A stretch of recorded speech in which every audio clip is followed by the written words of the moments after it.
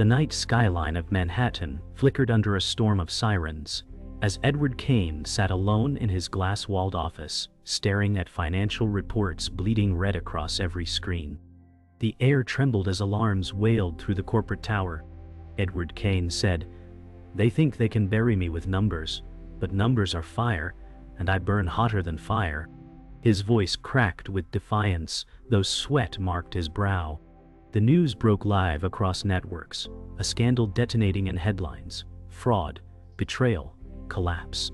Shareholders screamed on phone calls and allies turned silent in corridors. Angela Morris whispered to reporters, "It's over for him," while Edward Kane's name drowned in whispers. At that instant, the man who once commanded a billion-dollar empire was stripped naked before the world. Betrayal was not a dagger he could see. It was a storm behind every smile. The boardroom lights flickered, reflecting on shattered glass. Every breath Edward Kane took felt like an admission of defeat, yet he clenched his fists, daring the world to crush him completely. The storm outside mirrored the chaos within.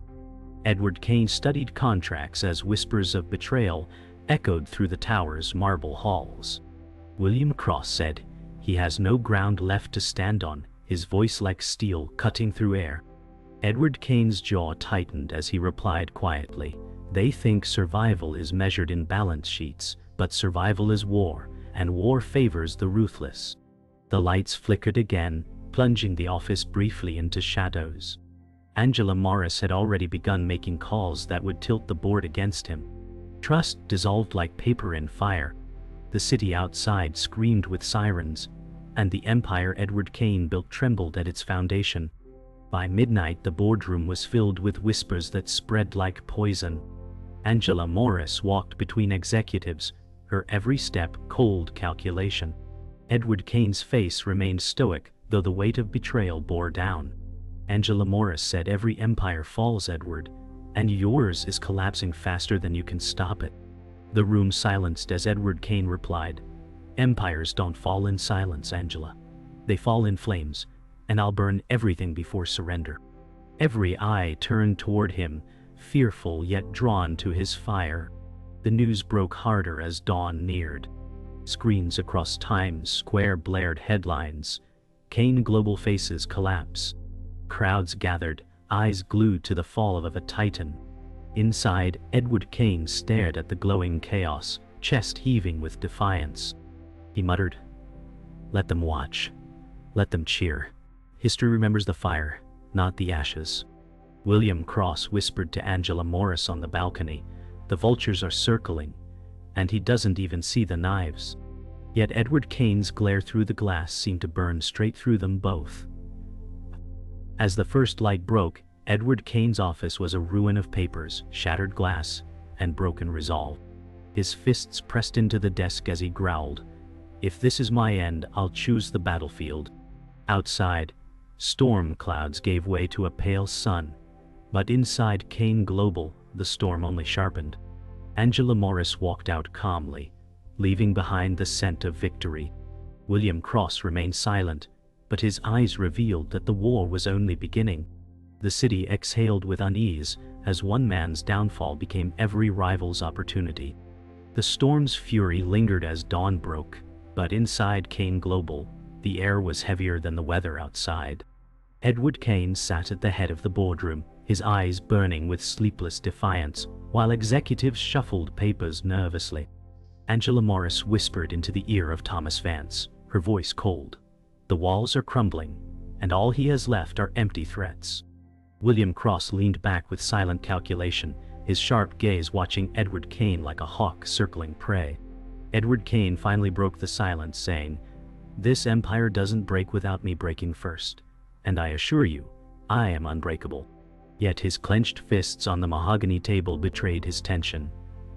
Outside, reporters swarmed like vultures, feeding on the whispers of collapse. Trust was dissolving into ash. Betrayal began seeping into every corner of the tower, unseen yet undeniable. Mid-morning arrived with cameras flashing as Edward Kane walked into the lobby, his presence commanding despite the storm of accusations. Crowds chanted outside, their voices echoing like judgment. Angela Morris spoke to reporters with sharp precision. Kane Global will survive, but not under his leadership. Edward Kane stopped, staring at her with an expression carved from stone. William Cross remained behind him, unreadable, while murmurs spread through staff watching from the balcony above. Edward Kane's voice was low, yet cut through the chaos. The empire I built isn't so fragile that a whisper can tear it apart. His words carried weight, but doubt in the faces around him was undeniable. The betrayal grew louder in silence than any headline could scream.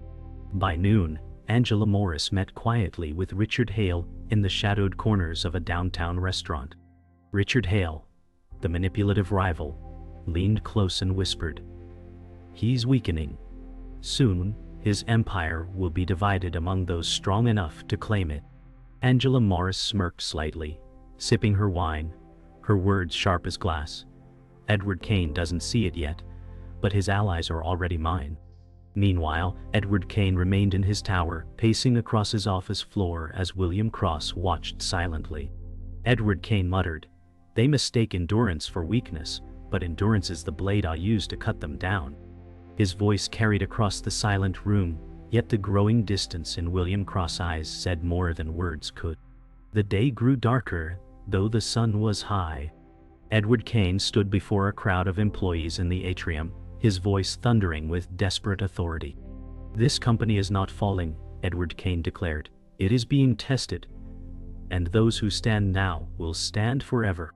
The crowd erupted in applause, but not all clapped with conviction. Angela Morris stood at the edge of the gathering, whispering to Thomas Vance, "His words are fire, but fire consumes faster than it saves." William Cross scanned the faces, calculating loyalties in silence. For the first time, Edward Kane's fire seemed to waver, and the shadow of betrayal stretched longer than his voice could reach. The tension was a silent contract, signed in that very moment. Night fell with the city alive in shadows and whispers. Edward Kane sat alone once more, the glass of whiskey untouched this time. William Cross entered, his voice calm. "The board will not wait much longer."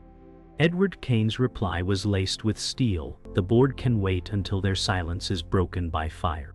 Outside, Angela Morris met with Richard Hale once again, her hand sliding across a sealed envelope. Richard Hale said, "The empire is ours the moment he falters." Angela Morris's expression was merciless as she whispered, "Then we push him until he breaks." In the tower's highest office, Edward Kane stared into the storm beyond his windows. Alone, betrayed, and hunted, yet his eyes burned with the will to fight even as shadows gathered against him. The following morning brought no peace as Edward Kane convened his closest circle in the executive chamber, shadows deepened by sleepless nights. William Cross stood at his side, silent but firm, while Angela Morris remained seated across the table, her eyes sharp with defiance.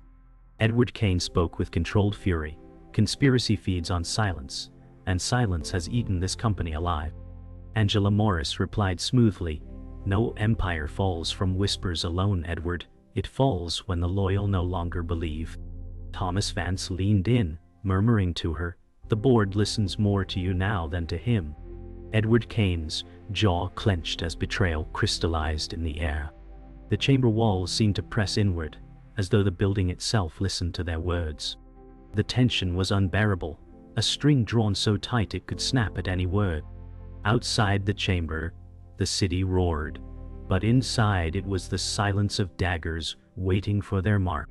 By afternoon, Edward Kane met privately with Sarah Whitman, the loyal confidant, in his corner office.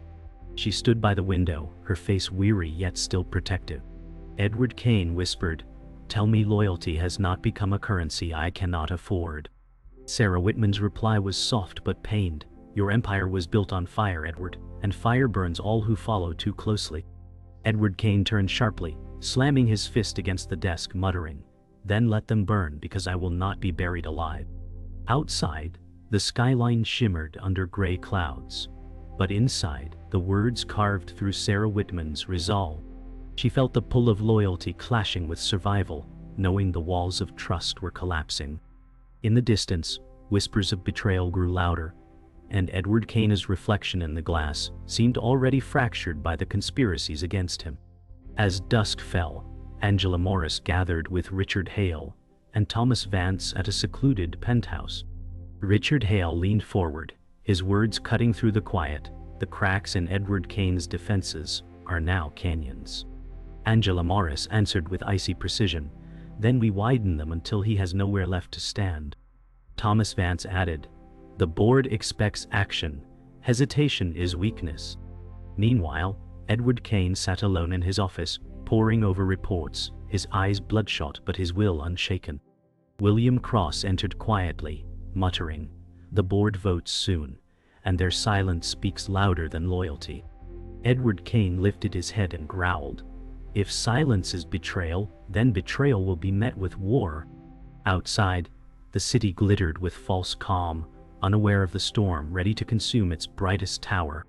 Night deepened as Sarah Whitman entered Edward Kane's office, her voice heavy with fear. You cannot fight shadows, Edward. You need allies who still believe.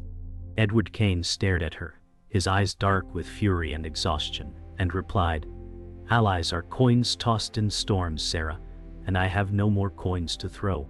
She placed a hand on his desk, her expression torn between faith and resignation. Outside, lightning flashed, illuminating the skyline with violent bursts, echoing the chaos within. William Cross stepped in, his presence grounding but unyielding, saying, the vote is sooner than you think. Edward Kane's reply came low and unshaken, then they will see what it means to push a man to the edge. The storm outside raged, and the tower groaned as if it too braced for battle. Midnight arrived, and Edward Kane found himself staring into the abyss of glass walls, the city glowing beneath him like a battlefield waiting for command. He whispered into the darkness, they want war, then war is what they will have. Angela Morris met again with Richard Hale, passing sealed documents across the table, whispering, this is the final cut. Richard Hale replied coldly, then let him bleed out before the boardroom. Meanwhile, Sarah Whitman stood alone in her apartment, watching the news scroll Edward Kane's collapse across the screen, tears mixing with fear. William Cross, in his solitude, read a dossier that revealed far more betrayal than Edward Kane imagined. The night was alive with conspiracies, alliances forged in shadow, and Edward Kane's empire trembling like glass ready to shatter. The boardroom gathered under tense silence, documents stacked like weapons ready for war. Edward Kane entered with unflinching resolve, his shadow stretching long beneath the sterile lights. Angela Morris leaned back in her chair, voice dripping with certainty. The empire has no place for a king who has lost his crown. Edward Kane glared at her, responding, a crown is not lost until it is taken from my head. William Cross stood in the corner, arms folded, his silence as sharp as a blade. Sarah Whitman sat near the end of the table, her face strained with conflict, whispering, this war consumes more than just the guilty. Papers rustled, and the sound of betrayal felt louder than any storm. For the first time, Edward Kane felt the walls closing in, as if every glance from the board was a dagger pressed against his chest. That evening, Angela Morris met Richard Hale at his penthouse once again. The city below glittered, but the air between them was venom. Richard Hale said coldly, his collapse fuels our rise, Angela. Do not hesitate. Angela Morris smirked, her voice edged with steel. Edward Kane's arrogance built this empire. His pride will burn it down for us. She passed him a sealed folder, filled with the final betrayals that would cripple Kane Global. Meanwhile, William Cross remained in Edward Kane's office, silently watching him pore over documents, as if they were lifelines. Edward Kane muttered to himself, they have mistaken my silence for defeat, but they will choke on their underestimation. Outside, lightning split the sky, echoing the fractures tearing through Edward Kane's empire. By midnight, Sarah Whitman confronted Edward Kane in his office. She spoke with trembling conviction, you cannot fight shadows alone, Edward. The board is no longer yours. Edward Kane turned slowly, his face carved with exhaustion yet burning with fire, replying, shadows only exist because of light, and I am still the light they fear. Sarah Whitman's eyes filled with grief as she whispered, Your fight will consume you, and it will consume us all. William Cross entered abruptly, placing documents on the desk, muttering, "They are voting tonight. Betrayal is no longer hidden." Edward Kane's fists tightened on the desk as the storm raged outside. For a moment, silence swallowed the room, broken only by the hum of the city that waited for a titan's fall. The board convened in secret, candles flickering against dark-paneled walls as if it were a ritual rather than a meeting. Angela Morris addressed them, her tone icy. "The Empire must survive. But Edward Kane cannot remain." Richard Hale joined by phone, his voice vibrating through the speaker. "He will fight, but kings bleed the same as men." Executives nodded in silence, the decision shaping itself like an execution order. Back in his office, Edward Kane felt the shift in the air, as though betrayal had become a living presence. William Cross approached him with somber restraint, whispering, "They will cast him aside before the night ends." Edward Kane's jaw set like stone as he muttered, "Then they will know the cost of treachery." The night carried the scent of war. Close to dawn, Edward Kane stood before his window, watching the city pulse with indifferent lights. His voice cracked with fury as he muttered, "If this is the battlefield they chose, then the battlefield will burn." Angela Morris walked through the lobby, phone pressed to her ear, whispering, "It is done, Richard. His fall is sealed." Richard Hale's laughter echoed faintly through her receiver, cruel and triumphant. Sarah Whitman sat in her apartment, staring at her reflection, whispering to herself, "Loyalty is ashes now." William Cross remained alone in his study, reading the final betrayals delivered in Angela Morris' folder, his face unreadable. The city hummed beneath them, unaware of the final war being written above its skyline. The night's betrayal had become the morning's destiny. The morning sun broke through storm clouds, painting Kane Tower in fractured light. Edward Kane stood before a fractured mirror in his office, whispering to himself, "A broken image still reflects power." William Cross entered quietly, voice measured. "The board demands a final plan, Edward. They no longer tolerate delays." Edward Kane turned, his stare hard as iron, replying, "They may strip me of titles, but they cannot strip me of war." At the same moment, Angela Morris gathered allies in a side chamber, her voice sharp. "The empire belongs to those willing to seize it, not those clinging to ashes." Sarah Whitman sat silently at the end of the table, torn by the battle lines dividing loyalty and survival. Outside, the city pulsed with its indifferent rhythm, yet inside Kane Global the clash for power sharpened like a blade ready to strike. Later that day, Edward Kane met with Charles Denton, the disillusioned mentor, who had once commanded Kane Global before his fall. Charles Denton's voice was gravelly with regret. "Ambition is a fire that leaves only ashes, Edward. I burned once, and now you burn the same." Edward Kane's reply was steady, though anger flickered behind his eyes. "I will not end in silence, Charles. If I fall, it will be in thunder." William Cross stood at the edge of the room, studying every word with a strategist's gaze. Charles Denton leaned forward, whispering, "Thunder is loud, but it dies quickly. The empire you defend will not remember noise, only ruin." The words cut through Edward Kane's resolve like smoke cutting through lungs. Silence filled the chamber, a silence thicker than betrayal. In the lower floors of the tower, Elizabeth Ward, the underestimated junior executive, began whispering ideas to small groups of staff. Elizabeth Ward said with quiet conviction, "Loyalty may die at the top, but the foundation still breathes." Her words spread through cubicles like sparks catching dry wood. Edward Kane, unaware of her growing influence, wrestled with strategies above.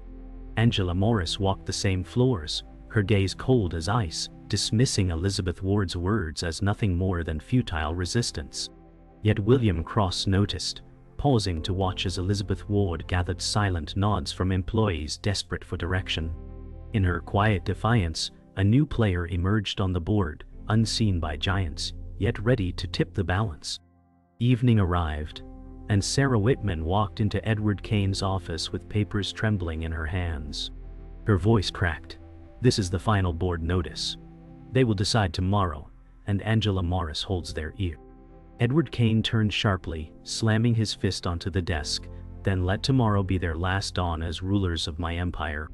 Sarah Whitman's eyes filled with sorrow, whispering, Edward, the war you fight leaves no survivors, only ruins.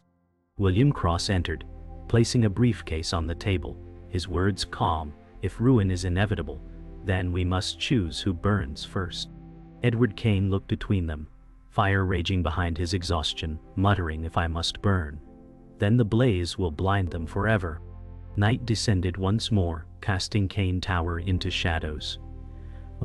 Edward Kane stood at the top-floor balcony, the city sprawling beneath him like a chessboard waiting for final moves. He whispered to the night, if this is their game, then let the king make the last strike. Below, Angela Morris met Richard Hale in secrecy, handing him the last documents that would seal Edward Kane's fate. Richard Hale's voice carried ruthless calm. By tomorrow, the board will crown you, Angela. In her apartment, Sarah Whitman wept softly, torn between loyalty and survival. Elizabeth Ward, on the other hand, stood in a quiet office corner, whispering to her colleagues, the war is theirs, but the fight can still be ours. The board's vote loomed like a guillotine above them all, and the night hummed with the weight of coming blood. The board assembled in the grand chamber as dawn bled into pale daylight. Edward Kane entered slowly, his shoulders heavy but his eyes burning with fury. The room silenced as if awaiting an execution. Angela Morris broke the quiet first, her tone sharp as glass. The empire deserves leadership unbroken by scandal. Edward Kane's reply thundered, empires are not led by whispers, they are led by fire, and I am still that fire. Sarah Whitman whispered under her breath, this fire scorches us all. William Cross leaned forward, his voice deep and firm, the decision must be made, but know this, the man you betray is the man who built this tower stone by stone. The silence shattered as papers were placed on the table, votes waiting to decide the fate of a titan. The air grew thick, and every glance was a dagger waiting to strike. The votes began as pens scratched against paper, the sound louder than thunder. Angela Morris leaned to Richard Hale, who joined by phone, whispering, this is his end. Richard Hale's voice through the speaker rang cruel, then let him bleed quietly. Edward Kane stood unflinching, his voice defiant. You can cast numbers on paper, but none of you will ever erase my name from the empire's bones. Sarah Whitman turned her face away, whispering, they are cutting him apart while he still breathes. William Cross remained silent, his eyes locked on Edward Kane, reading every flicker of strength left. Around them, betrayal thickened like smoke, filling lungs until breathing itself was pain. The sound of papers folding felt like the tolling of a funeral bell. Chaos erupted as Angela Morris announced the majority vote against Edward Kane. Her words cut like steel, by order of the board, your reign has ended.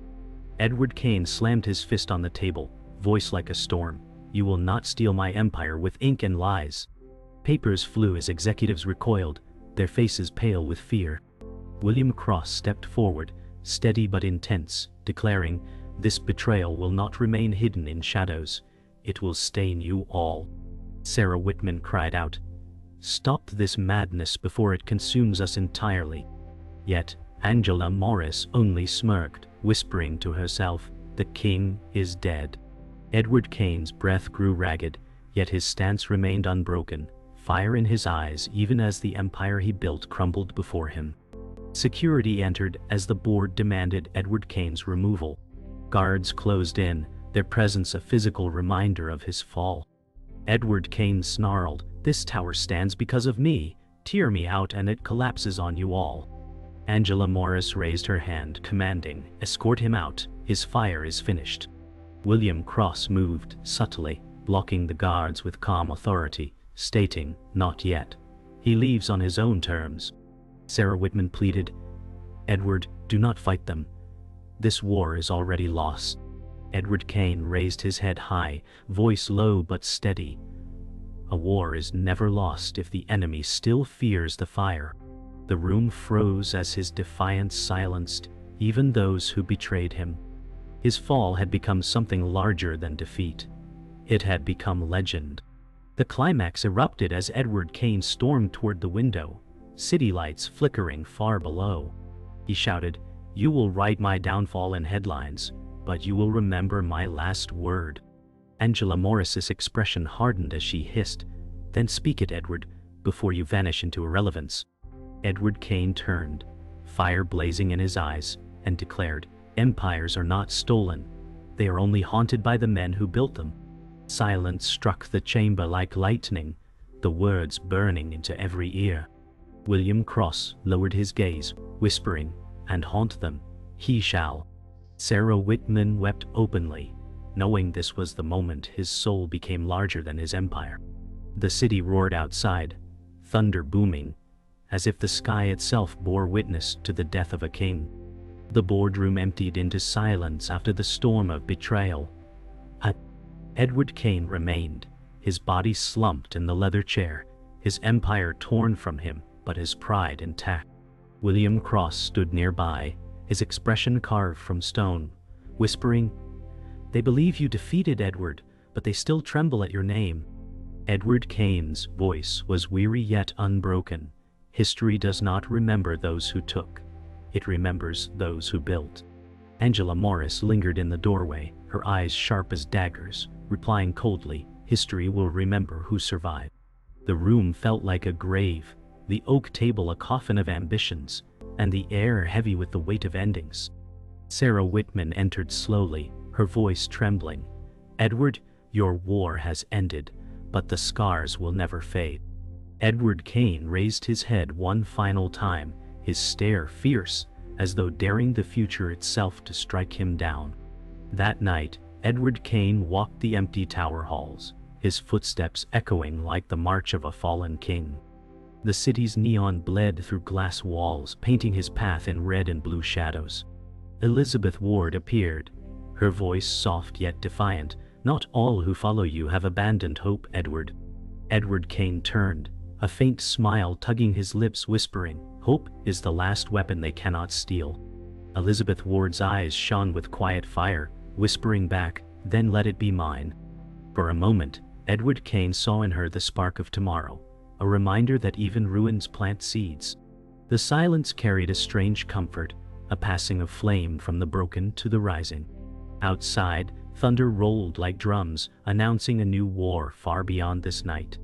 In the penthouse above the city, Angela Morris celebrated quietly with Richard Hale. She raised a glass of champagne, her words cutting, "The empire bends to those who are ruthless enough to seize it." Richard Hale smirked, sipping slowly. Edward Kane was noise. "You are the silence that swallows kings." Yet even as their victory echoed in clinking glass, unease lingered. William Cross, alone in his study, whispered, "Empires built on betrayal collapse under their own weight." Sarah Whitman sat in her apartment, the news repeating Edward Kane's fall, her reflection trembling in the TV glow. In that moment, the empire's enemies tasted victory, but beneath the surface, the ghosts of ambition had already begun to stir, ready to haunt every hand that struck him down. Near dawn, Edward Kane stood once more at his window, overlooking the city that had crowned him and then crucified him. His voice trembled with raw steel, "Let them take the empire. They will never take the ghost of Edward Kane." The rain streaked down the glass like tears of a city mourning its fallen king. Sarah Whitman entered, her voice shaking. "Edward, your war is over, but your legend has only begun." Edward Kane's face softened, exhaustion blending with defiance, whispering, "Legends are built not from victory, but from the scars of ruin." For the first time, Sarah Whitman wept openly, not for his fall but for the price of ambition that had consumed them all. The storm broke above the skyline, lightning striking, as if sealing his vow into eternity. The final moment came as Edward Kane stepped onto the balcony at dawn, the first rays of sun piercing storm clouds. He raised his head high, voice steady, "The empire may fall, but its last word will haunt you forever." His figure stood tall against the rising light, a silhouette etched into the city's memory. Angela Morris, watching from the tower lobby below, froze as if sensing the weight of his words even from afar. William Cross, in silence, lowered his eyes with respect, whispering, "Even in defeat, He stands greater than those who buried him. Sarah Whitman collapsed into tears in her apartment, whispering his name. Elizabeth Ward watched from the shadows of the tower halls, her face lit with fire, carrying the torch of tomorrow. Edward Kane's last word was not silence. It was the haunting echo of a king who refused to vanish.